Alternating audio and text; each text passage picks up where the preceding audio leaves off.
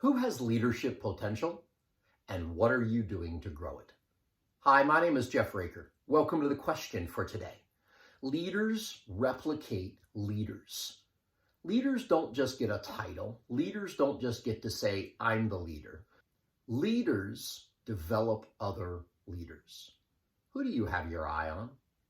Who are you looking at? Who are you developing? How are you developing them?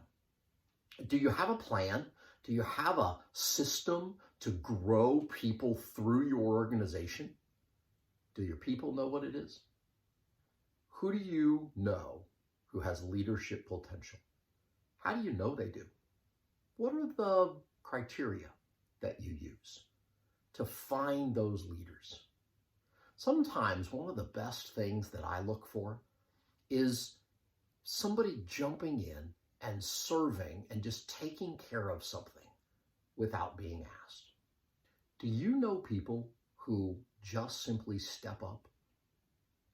Maybe that's a leadership indicator. What are they for you? List them out, have them, know what you're looking for.